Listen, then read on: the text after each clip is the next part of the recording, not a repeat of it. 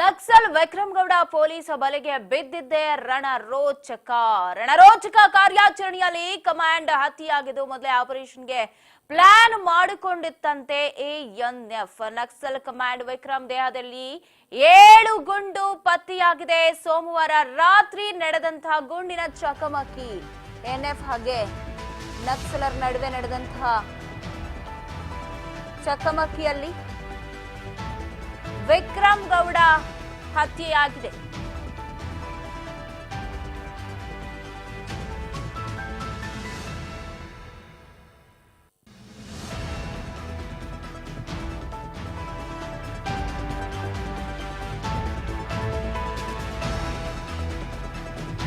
Naxal command Vikram ದೇಹದಲ್ಲಿ 7 ಗುಂಡುಗಳು ಪತ್ತೆಯಾಗಿತ್ತಂತೆ. ಸೋಮವಾರ ರಾತ್ರಿ ರೇಷನ್ಗೆ ಬರೋದಾಗಿ ವಿಕ್ರಮ್ ಹೇಳಿದ್ದು.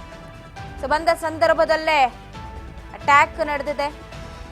ಜಯಂತ್ ಗೌಡ ಮನೆಗೆ ಬಂದು ರೇಷನ್ ಅನ್ನ ಕೇಳಿದ್ದನಂತೆ ವಿಕ್ರಮ್ ಗೌಡ. ಜಯಂತ್ ನಾರಾಯಣ ಗೌಡ ಮತ್ತು ಸುಧಾಕರ್ ಸಂಪರ್ಕದಲ್ಲಿ ವಿಕ್ರಮ್ ಗೌಡ ಇದ್ದಿದ್ದು ಗೊತ್ತಾಗಿದೆ. ಕಾಡಂಚಿನಲ್ಲಿರುವ ಮನೆಗಳ ಸಂಪರ್ಕಿಸಿದ್ದಾರೆ ವಿಕ್ರಮ್ ಗೌಡ.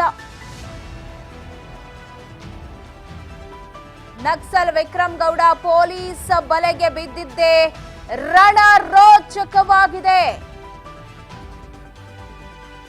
ರಣರೋಚಕ ಕಾರ್ಯಾಚರಣೆಯಲ್ಲಿ ಕಮಾಂಡ್ ಹತ್ಯೆಯಾಗಿದ್ದು ಆತನ ದೇಹದಲ್ಲಿ ಸಿಕ್ಕಿದೆಯಂತೆ 6-7 ಬುಲೆಟ್ಸ್. ಪೊಲೀಸರನ್ನೇ ಶೂಟ್ ಮಾಡೋ ಸಾಧ್ಯತೆ ಕೂಡ ಇತ್ತಂತೆ. ಸೊ ಅದನ್ನು ತಪ್ಪಿಸ್ಕೊಳ್ಬೇಕು ಅಂದ್ರೆ ಪೊಲೀಸರು ಆತನ ಮೇಲೆ ಫೈರಿಂಗ್ ಮಾಡಲೇಬೇಕಾಗಿತ್ತು. ಆತನ ಬಳಿ ಕೂಡ ಗನ್ಗಳಿತ್ತು, ಆಟೋಮ್ಯಾಟಿಕ್ ಗನ್ ಇತ್ತು. 60 ಗನ್ಗಳನ್ನ ಆತ ಇಟ್ಕೊಂಡಿದ್ನಂತೆ. ಸೊ ಆತನಿಂದ ತಪ್ಪಿಸ್ಕೊಳ್ಬೇಕು ಅಂದ್ರೆ, ಪ್ರಾಣ ಉಳಿಸ್ಕೊಳ್ಬೇಕು ಅಂದ್ರೆ ಪೊಲೀಸರು ನಕ್ಸಲ್ನ ಹತ್ಯೆ ಮಾಡಬೇಕಾಗಿತ್ತು. ಸೊ ನಡೆದಂತಹ ಭಾನುವಾರ ರಾತ್ರಿ ನಡೆದಂತಹ ಫೈರಿಂಗ್ ರಣರೋಚಕವಾಗಿತ್ತು ಅಂತ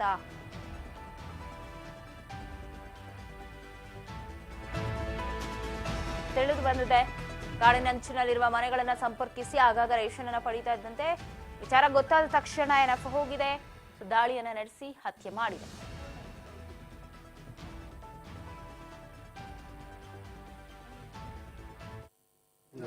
The other side also skirmishes and the police opened fire and the other side also opened fire, and in that encounter Naxal is dead, he is no more, and he belongs to Pittubailu.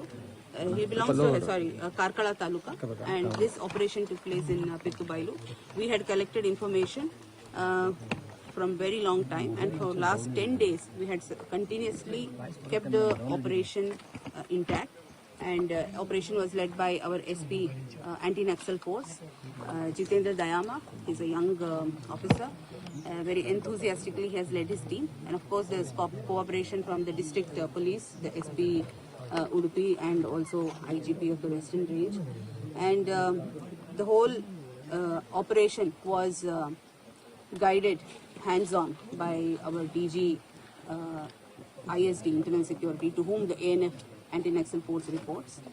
And we are very happy that this has ended, because he was most wanted among the Naxals here, and he had 61 cases in Karnataka, various cases of murder, extortion, and he had 19 cases in Kerala. So the operation was in 3 states, his operation. So with this, I think we have rendered the other side very helpless now, and we are actually looking forward to other Naxals coming and surrendering. Thank you. Skirmishes and open fire, and the other side. Yes, Jayant Gowda ಮನೆಗೆ ಬಂದು ration ಕೇಳುವಂತ ಸಂದರ್ಭದಲ್ಲಿ ವಿಕ್ರಮ್ ಗೌಡ ಹತ್ಯೆಯಾಗಿದ್ರ ರಣರೋಚಕ ವಿಚಾರವನ್ನ ಡಿರೂಪ ತಿಳಿಸ್ತಾ ಇದ್ರು. So ಯಾವ ರೀತಿಯಾಗಿ ನಾವು chase ಮಾಡಿದ್ವಿ, ಆತ ಎಷ್ಟು ಬೇಕಾಗಿದ್ದ, ಮೋಸ್ಟ್ ವಾಂಟೆಡ್ ಆತ, ಸಾಕಷ್ಟು ಕೊಲೆಗಳಲ್ಲಿ ಆಗಿರ್ಬೋದು. ಸೊ ಬೇಕಾಗಿದ್ದ, ಕರ್ನಾಟಕದ ಮಾತ್ರ ಅಲ್ಲ ಬೇರೆ ಬೇರೆ ರಾಜ್ಯಗಳಿಗೂ ಬೇಕಾದಂತಹ ನಕ್ಸಲ್ ಆತನ ಹತ್ಯೆಯಾಗಿದೆ. ಫೈನಲಿ ಆತನ ಮೇಲೆ ಎನ್ಕೌಂಟರ್ ನಡೆಸಲಾಯಿತು.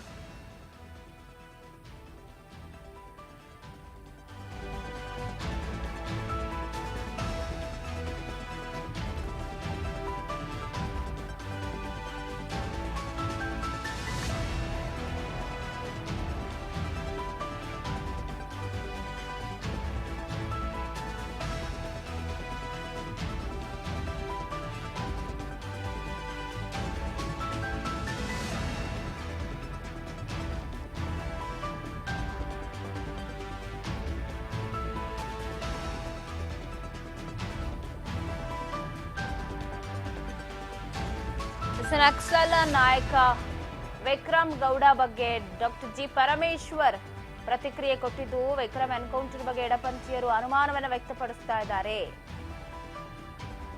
ಮೃತ ವಿಕ್ರಮ್ ಗೌಡ ಬಳಿ ಅಪಾಯಕಾರಿ ಶಸ್ತ್ರಾಸ್ತ್ರಗಳಿದ್ವು, ಒಂದು 60 ಗನ್ಗಳಿದ್ವಂತ ಆತನ ಹತ್ರ. ಆಟೋಮ್ಯಾಟಿಕ್ ಮೆಷಿನ್ ಗನ್ ಕೂಡ ಇತ್ತು ಅಂತ ಹೇಳಿದ್ದಾರೆ. ಅವನ ಮೇಲೆ ಸಾಕಷ್ಟು ಕೇಸ್ಗಳಿತ್ತು, 60ಕ್ಕೂ ಹೆಚ್ಚು ಕೇಸ್ಗಳಿತ್ತು.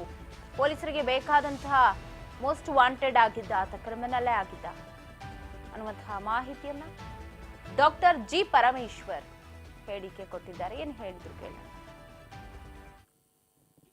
ಅವರು ನನಗೆ ಬಂದಿರುವಂತ ಮಾಹಿತಿ ಸಬ್ಜೆಕ್ಟ್ ಟು ಕರೆಕ್ಷನ್, ಯಾಕಂದ್ರೆ ನೇರವಾಗಿ ನನಗೆ ರೈಟಿಂಗ್ ಬರೋವರೆಗೂ ನಾನು ಅವ್ರು ಹೇಳಿದ್ದನ್ನೇ ಹೇಳಬೇಕಷ್ಟೇ. ಅವನು was carrying A deadly weapon, automatic machine gun ಮಾಡಿ ಕ್ಯಾರಿ ಮಾಡ್ತಾರೆ. ಇವ್ರೇನಾದ್ರೂ ಶೂಟ್ ಮಾಡ್ತಾ ಇದ್ರು ನಮ್ಮವ್ರಿಗೆಲ್ಲ ಫೈರ್ ಮಾಡೋರು. ಅದರಿಂದ ಫಸ್ಟ್ ಸೈಟ್ ಅಲ್ಲಿ ಅವರು ಮಾಡಿದ್ದಾರೆ ಅಂತ ಹೇಳಿ ಅದರಿಂದ ಅನುಮಾನ ವ್ಯಕ್ತಪಡಿಸ 60ಕ್ಕೂ ಹೆಚ್ಚು ಕೇಸ್ಗಳಿದೆ ಅವ್ರನ್ನ, ಮತ್ತು ಇನ್ಕ್ಲೂಡಿಂಗ್ ಮರ್ಡರ್. ಅದೆಲ್ಲ ಇದ್ದಾಗ ಯಾರು ಚಾನ್ಸಸ್ ತಗೊಳ್ಳೋಕೆ ಕಷ್ಟ ಆಗುತ್ತೆ. ಅದರಿಂದ ಎನ್ಕೌಂಟರ್ ಮಾಡಬೇಕಾಗಿದೆ ಅಂತ ಹೇಳಿ ಅವರು ಹೇಳಿದ್ದಾರೆ. ಫರ್ದರ್ ಡೀಟೇಲ್ಸು ನಾನು ಅವರೆಲ್ಲ ಬಂದು ರೈಟಿಂಗ್ ಅಲ್ಲಿ ಡಿಪಾರ್ಟ್ಮೆಂಟಿಂದ ಬಂದ ನಾನು ಶೇರ್ ಮಾಡ್ಕೊಡ್ತೀನಿ. ನನಗೆ ಒಂದು ಮಾತು, ಸರ್ಕಾರ ನಮಗೆ ಬಂದ ಮೇಲೆ ನಕ್ಸಲ್ ಆಕ್ಟಿವಿಟಿ ಜಾಸ್ತಿ ಆಯಿತು ಅಂತ ಹೇಳಿ ನಾನು ಸುನೀಲ್ ಕುಮಾರ್ ಅವರು ಹೇಳಿದ್ದಾರೆ. ಅವ್ರದೇ ಏರಿಯಾ ಕಾರ್ಕಳ ಹೆಡ್ರಿ ಅದೆಲ್ಲ ಅವ್ರದ್ದೇ ಏರಿಯಾಕ್ಕೆ ಬರುತ್ತೆ. ANF ಅಲ್ಲೇ ಹೆಡ್ ಕ್ವಾರ್ಟರ್ಸ್, ನಮ್ಮ ANF ಏನು ಆಂಟಿ ನಕ್ಸಲ್ ಫೋರ್ಸ್ ಅಲ್ಲಿ ಅದಲ್ಲೇ ಹೆಡ್ ಕ್ವಾರ್ಟರ್ಸ್ ಕಾರ್ಕಳದಲ್ಲೇ ಇದೆ. ಅವು ಸತತವಾಗಿ ಯಾವಾಗಲೂ ಕೂಡ ಒಂದು ನಿಗಾ ಇಟ್ಕೊಂಡೇ ಬರ್ತಾ ಇದ್ರು. ಇಲ್ಲಿವರೆಗೂ ಇರಲಿಲ್ಲ. ಮೊನ್ನೆ ತಾನೇ ಹೋದ 15 ದಿವಸನೋ ಏನೋ ಕಾಣಿಸುತ್ತೆ. ಅದು ಹಿಂದೆ ಒಬ್ರು ಲತಾ ಅಂತ, ಒಬ್ರು ರಾಜು ಅಂತ, ಅವರಿಬ್ರು ಲೀಡರ್ಸ್. ಅವರು ಸೈಟ್ ಆದ್ರು ಅಂತ ಹೇಳಿ ನನಗೆ ವರದಿ ಕೊಟ್ಟಿದ್ರು. ಆ ಸಂದರ್ಭದಲ್ಲಿ ಇಲ್ಲ ಅದನ್ನ ಕೂಂಬಿಂಗ್ ಮಾಡಬೇಕು ಅಂತ ಹೇಳಿ ಡಿಪಾರ್ಟ್ಮೆಂಟ್ ISD ಆಪರೇಷನ್ ಪ್ರಾರಂಭ ಮಾಡಿದ್ರು. ಈ ಮಧ್ಯದಲ್ಲಿ ಇವ್ರದ್ದು ಮಾಹಿತಿ ಬಂದಾಗ ಇವರು ಅಲ್ಲಿ ಹೋದಂತ ಸಂದರ್ಭದಲ್ಲಿ ಇವ್ರನ್ನ ನಾವು ಹಾಗೆ ಬಿಟ್ಕೊಂಡು ಹೌದು ಅವ್ರು ಏನ್ ಮಾಡಿದ್ರು ನಡೀತದೆ ಅಂತ ಹೇಳೋದಕ್ಕೆ ಸಾಧ್ಯ ಆಗೋದಿಲ್ಲ. ಅದಕ್ಕೋಸ್ಕರ ಈ ಘಟನೆ ಆಗಿದೆ ಬಿಟ್ಟರೆ ಬೇರೆ ಏನಿಲ್ಲ. ತನಿಖೆ ಮಾಡಬೇಕು ಹಾಗೆ ಅಂತೆಲ್ಲ ಕೆಲವರು ಮಾಧ್ಯಮದಲ್ಲಿ ಹೇಳಿದ್ರು.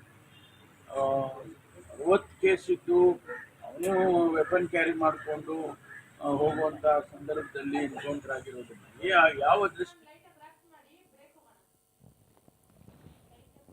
ವಿಕ್ರಮ್ ಎನ್ಕೌಂಟರ್ ಬಗ್ಗೆ ಶಂಕೆ ಎಡಪಂಥೀಯರು ವ್ಯಕ್ತಪಡಿಸ್ತಾ ಇದ್ದಾರೆ. ಆತನ ಬಳಿ ಅಪಾಯಕಾರಿ ಶಸ್ತ್ರಾಸ್ತ್ರಗಳಿತ್ತು, ಆತ 60 ಕೇಸ್ ಇತ್ತು ಆತನ ಮೇಲೆ. ಪೊಲೀಸರಿಗೆ ಬೇಕಾದವನೇ ಆಗಿದ್ದ ಅಂತ ಜಿ ಪರಮೇಶ್ವರ್ ಹೇಳ್ತಾ ಇದ್ರೆ. ತಡ್ಡಿ ರೂಪ ಕೂಡ ಬಗ್ಗೆ ಮಾಹಿತಿಯನ್ನ ಕೊಟ್ಟರು. ಒಟ್ಟಾರೆ ವಿಕ್ರಮ್ ಗೌಡ ಎನ್ಕೌಂಟರ್ ಆಗಿದ್ದು ಇನ್ನೂ ಕೂಡ ಆತನ ಸಹಚರರನ್ನ ಹುಡುಕಾಟದಲ್ಲಿ ಇದ್ದಾರೆ ಅನ್ನೋ ಮಾಹಿತಿಯನ್ನ ಕೂಡ ಗೃಹ ಮಂತ್ರಿಗಳು ಕೊಟ್ಟಿದ್ದಾರೆ.